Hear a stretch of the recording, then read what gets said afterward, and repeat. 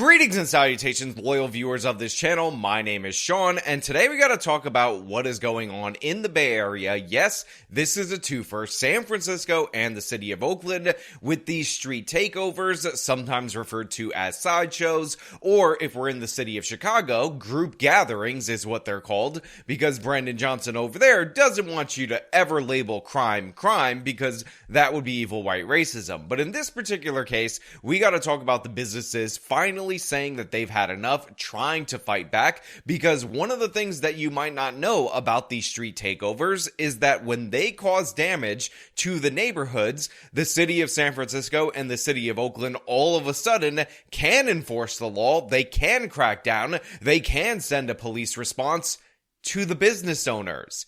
They fine them, they cite them, they ticket them for the damage done to their buildings by criminals. No, I'm not kidding about this, and this is why businesses have had enough. We're going to get into this, we're going to break this down, but before we do, thank you to everybody who supports this channel via actualjusticewarrior.com/join. Give me the money.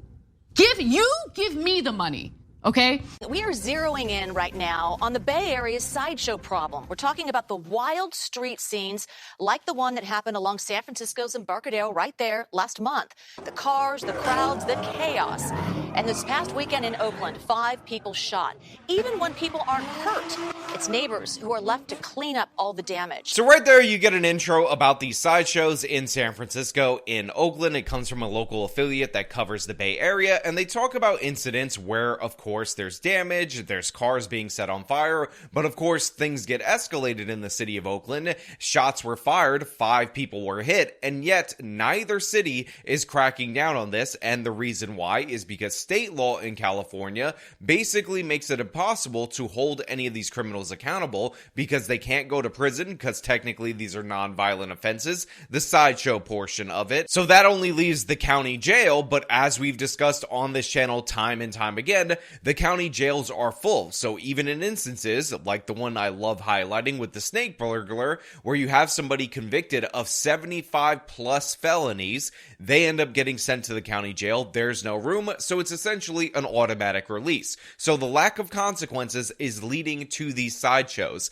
leading to these street takeovers, but it turns out there are consequences because Alameda District Attorney Pamela Price, who doesn't want to prosecute anyone for anything, the city of Oakland and the city of San Francisco that are truly soft on crime have found the real culprit, and that is the businesses that are being damaged by these street takeovers. Brick facade here looked just like the other side. Between the broken bricks, a boarded up window, and this notice posted on the plywood. Unsafe building is the violation. It says to obtain a permit within 60 days, all work completed within 90 days. John McDonald looks at what may be the last straw to a long history of running his bike shop, Market Street Cycles. Imagine this. Imagine you are setting up shop in one of these cities. We'll take San Francisco because that's where this particular incident took place. There's a street takeover. You call 911. The police don't respond. They don't do anything. These people are allowed to spin their cars around for hours and hours and hours in the middle of the night, keep people up, and then they smash into your building. They cause significant damage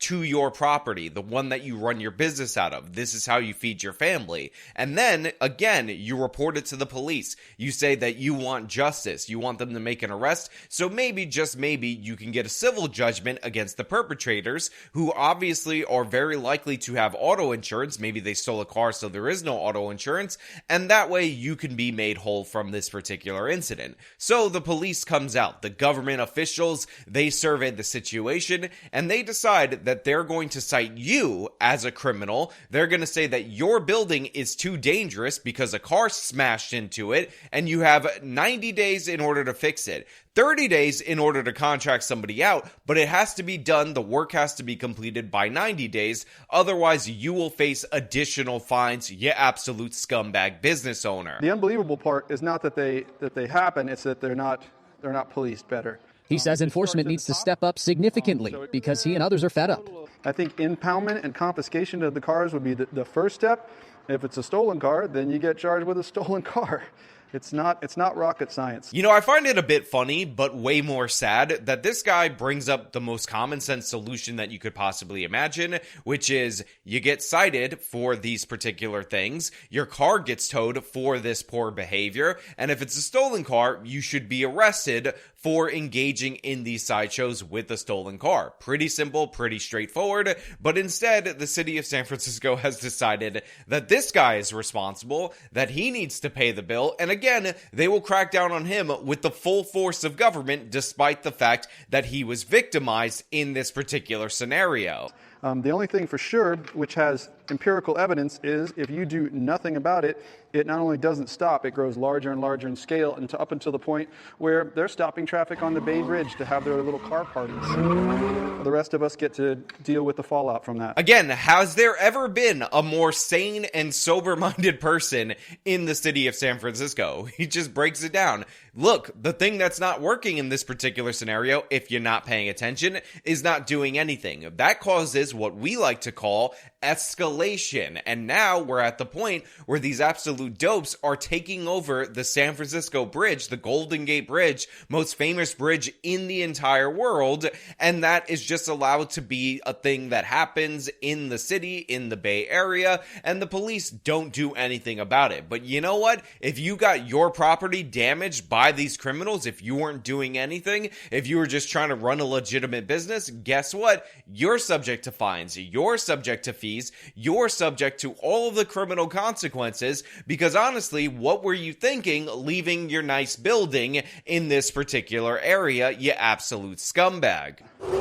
The problem with illegal sideshows has grown big enough that more than a dozen law enforcement agencies, including SFPD, Oakland PD, San Jose PD, Antioch PD, Fremont PD, CHP, and more, are now banding together to figure out regional solutions, ways they can collaborate to crack down on this problem. You know, for some reason, all of those different departments being laid out as working together for a regional solution against these sideshows, street takeovers, whatever you want to call them, does not warm my heart in any way, shape, or form. Because, spoiler alert, you don't need all these different agencies on a task force working together, interlocking and sharing intelligence in order to crack down on these. They're live streamed on social media. When they're being formed, when people are gathering in the groups, send in the police and arrest everyone. Arrest everyone behind the vehicle, and anybody who doesn't leave in the crowd, you can also put them in jail, sentence them to prison sentences. The other guy had it right, impound their vehicles, and then all of a sudden, you will discover magically that this kind of crap will stop. This idea that you need an intelligence operation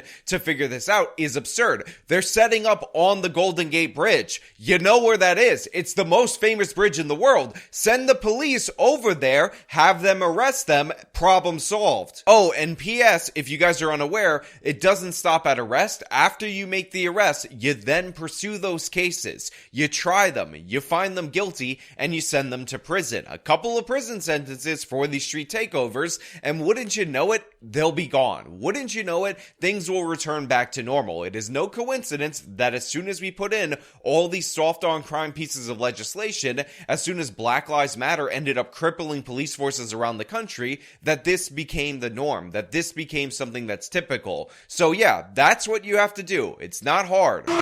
San Jose PD is spearheading the effort. I think with sideshows, kind of like organized retail theft, we have to collaborate across jurisdictions. Hey, Mayor Matt Mahan, or however your name is pronounced, I think you're an idiot. I, Sean Fitzgerald, at the Actual Justice Warrior channel, believe that you, the mayor of San Jose, are an absolute moron. You do not have to collaborate with all these different departments. If they're in your vicinity, if they're in your jurisdiction, you arrest them.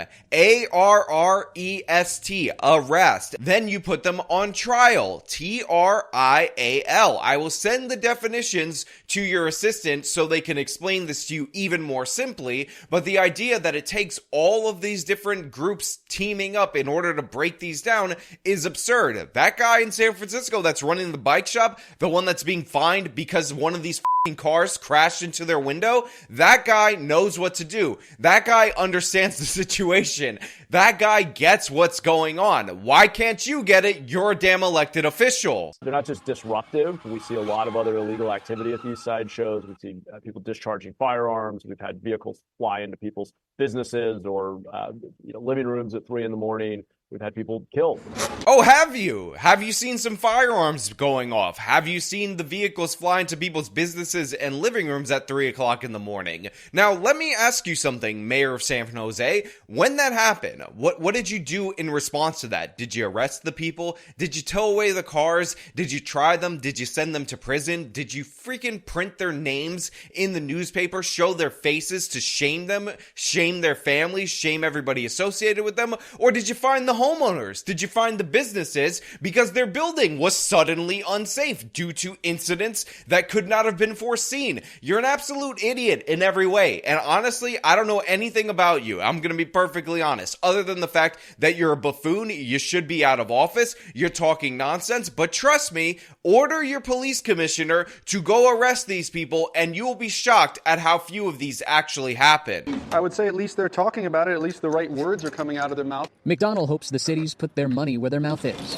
But in the meantime, I don't want to leave like this. I would like to leave on my own terms. Thank you, Bicycle Man, the voice of reason for a generation, the last sane man in San Francisco, for stating the obvious. And by the way, the bill that he has for the damage done to his place by these criminals, $50,000. with upwards of $50,000 worth of damage and question marks about how that'll get paid for, he's figuring out if he has a future here. I'm not a big charity guy to be on this end of it, but I have relented this time around and I'm letting folks help. It's a brand new thing, but if you look for Market Street Cycles on social media, you will certainly see links to it. Look, I appreciate this man. His sanity got me through this segment as I listened to each and every other idiot talk about this throughout the course of it as if there's nothing that can be done. He laid it out pretty simply, pretty straightforward, so I am going to link his GoFundMe, which is currently at $10,000 of the $50,000 goal if you want to support him. I understand if you can't afford it or if you're not interested, that's totally fine. It's for the people that actually want to do that. AJW sends his regards to this individual. And again, thank you so much, John from Market Street Cycles, for actually talking some sense to the local news as I hear the mayor talk about all this nonsense. The San Jose Police Department is leading this effort. The department says we are dealing with violent mob mentality events that demonstrate pure lawlessness. Recognizing that this issue extends beyond our city's boundaries, we have established a Bay Area working group to meet regularly with the objective of identifying comprehensive solutions. So according to the local news, the San Jose Police is leading this interagency task force on this particular issue, but if I'm being perfectly honest, that statement does not make me feel better. Sure, this is a violent thing and we need to break it up and we need to take it seriously. That's all good stuff in the first half of the segment, but we are meeting with the Bay Area to form a working group to discuss starting to have a conversation about shutting down these street takeovers. They should have been shut down immediately. You let the problem get out of hand and you need to make arrests. You also need to go to state lawmakers and change those laws so repeat offenders can go to prison. You should go to prison for this. It's not hard, but again, we hear all this absurdity in California, bureaucratic red tape, that even when they say that they're trying to do something, it's always about starting a conversation about maybe thinking about discussing whether or not we're going to talk about if we're going to do something in the future. Enough is enough. You're finding business owners for the criminals crashing into their businesses. I think the problem has gotten sufficiently out of hand. But you know what? Those are just my thoughts. Let me know your thoughts down in the comments below. If you like the video, show them by leaving a like, subscribe for more content, follow me on the social medias, support me via the support links in the description of this video. This has been me talking about the insanity in California. Till next time.